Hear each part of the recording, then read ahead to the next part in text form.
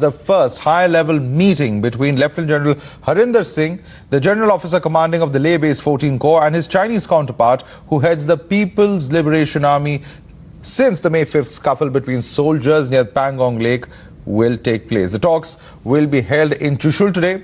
This is seen as the first major attempt to resolve the month-long bitter border standoff in Eastern Ladakh. The Indian delegation will be led by Lieutenant General Harinder Singh, who is the General Officer commanding of the Leh-based 14 Corps, and the Chinese side will be headed by the commander of the Tibet military district. Pradeep, over to you. What are the expectations really from today's meeting? See, India is quite optimistic because India very well understands that China has been isolated because of the scenario after COVID-19.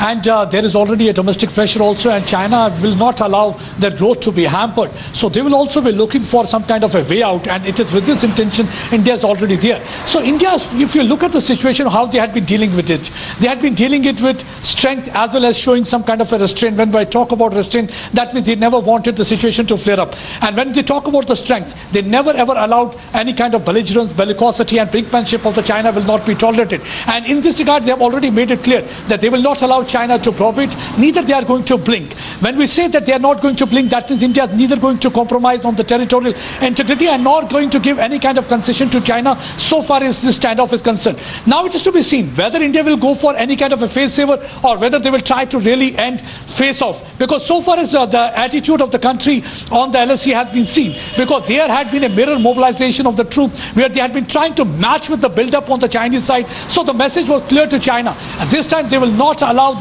them to browbeat India. So they are going to match them in each aspect. So it is with this intention today the meeting is going to start.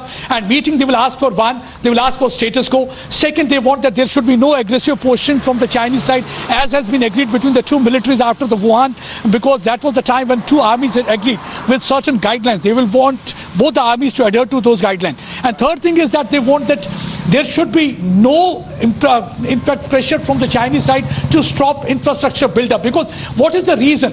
When India started constructing road in Daulat Beg Oldi, and then when they started having bridge, and that was the time when China got perturbed and they wanted to stop that.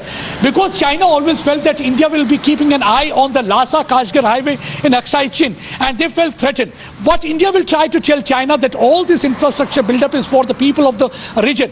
This is not to threaten China or because India is not having any kind of expansionist strategy like that of China, because in China it always been looking for cartographic expansion through military muscle, something which India has never ever been looking at. India always believed in status quo, and here also in this particular case they want that status quo to exist at any case, but they will not compromise or give any concession because India has shown a political will.